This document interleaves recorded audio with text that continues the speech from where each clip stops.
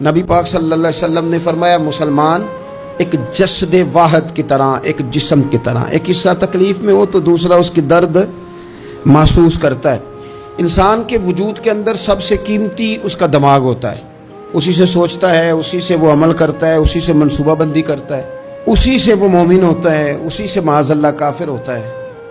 اور وجود کے اندر جس کو درجے کے لحاظ سے بولنے میں بعض اوقات کم درجہ سمجھا جاتا ہے وہ پیر ہوتے ہیں۔ اور تو میری ٹھوکر کے بھی قابل نہیں، میں تجھے جوتے کی نوک پہ، پیر کی نوک پہ بھی نہیں سمجھتا۔ ہم یہ کہتے ہیں محاورتاً کہ تو پیروں کے قابل بھی نہیں، یعنی سب سے اعلیٰ درجہ دماغ کو دیا، دل کو دیا، اور سب سے ہلکا درجہ پاؤں کو دیا۔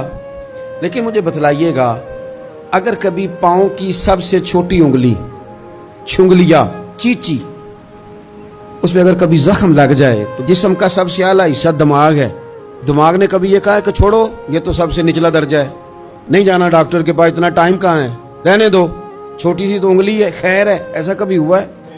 دماغ فوراً کہتا ہے کہ باقی کام بعد میں کریں گے، پہلے ڈاکٹر کا پتہ کرو، اس کو مرہم پٹی کراؤ، کیونکہ اسے پتہ ہے کہ اگر یہاں درد رہی تو باقی جسم میں بھی درد رہے گی۔ اور یہ بھی پتہ ہے دماغ کو کہ اگر میں نے یہاں علاج نہ کرایا انگلی کا تو کہیں پیر بھی سارا زخمی نہ ہو جائے، اور اگر پیر کا علاج نہ کرایا تو ٹانگیں اور باقی وجود تک بھی زخم نہ آ جائے۔ لہذا دماغ جلدی فیصلہ کرتا ہے، ٹیسٹ کرانے کا، چیک اپ کرانے کا، دوائی لینے کا، مرہم پٹی کا۔ اور میرے بھائی، مسلمان ایک وجود کی طرح ہے۔ یہ تو ہو سکتا ہے کچھ مسلمان ملک غریب ہوں اور کچھ کے پاس تیل کے کنویں ہوں، کچھ کے پاس سونے کے پہاڑ ہوں۔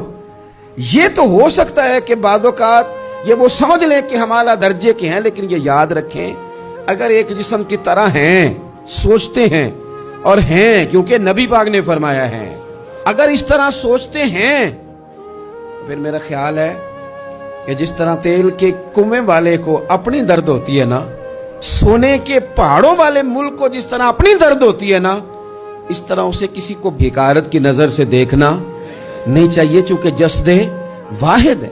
اور جسد واحد میں اگر کوئی درجہ بڑا بھی رکھتا ہو کہ جناب ہمارے پاس ایک بڑی جگہ ہے، متبرک جگہ ہے، ہم بڑے ہیں، تو آپ بڑے ہیں، لیکن بڑا دماغ ہی یہ فیصلہ کرتا ہے کہ بھئی وہ چھوٹا سا پیر کا حصہ زخمی ہے، جلدی کرو، علاج کراؤ۔ لیکن بڑے دماغ والا کہے کہ میرا گھر تو محفوظ ہے، اس کا مطلب ہے بڑے دماغ والے نے یا تو سوچنا بند کر دیا ہے، یا وہ خود غرض ہو گیا ہے، یا لالچی ہو گیا ہے، یا پھر وہ یہ ماننے کو تیار نہیں۔ میں حدیث پاک کا ترجمہ کر رہا ہوں، میں تو حدیث پاک بیان کر کے مثال دے رہا ہوں، اب مجھے حدیث کا ترجمہ تو کرنے دینا بھائی، حضور کے فرمان پر تو بات کرنے دو نا بھائی۔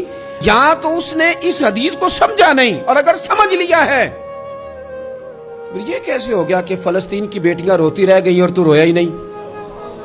اگر تو جسد واحد تھا تو جس طرح تیری بیٹی روئے تو روتا ہے، اس طرح تجھے فلسطین کی بیٹی کے رونے پر بھی رونا چاہیے تھا، پھر تجھے فلسطین کی بہن کے رونے پر بھی رونا چاہیے تھا۔ یہ کیا بات ہوئی؟ ہم نے نا کسی کو چھوٹا سمجھا، کسی کو حقیر سمجھا۔ اور بھئی یہ تیرا خیال ہے کہ فلانا فلاں ہے اور فلانا فلاں ہے۔ اقبال کہتے ہیں اپنی ملت پر قیاس اقوام مغرب سے نہ کر، خاص ہے ترکیب میں قوم رسول ہاشمی، تو نبی پاک کی قوم ہے۔ بحثیت مسلمان سوچے مسلمان۔ کسی نے پوچھا تھا حضرت سلمان فارسی سے نام کیا ہے، فرمانے لگے میرا نام اسلام ہے۔ آپ کے والد کا نام فرمایا اسلام، کا دادا کا نام اسلام۔ آپ فرمانے لگے تو کتنے کو سوال پوچھے گا، میں کتنے کو جواب دوں گا؟ سلمان کا ہر چیز ہی محمد مصطفیٰ کا دین ہے، میرا سارا کچھ میرے نبی پاک کا دین ہے، شروع بھی یہی ہے، اختتام بھی یہی ہے، یہی میرا سارا کچھ ہے۔ داستان حسن جب پھیلی تو لامحدود تھی، اور جب سمٹی ہے تو آقا بس تیرا نام ہو کے رہ گئی۔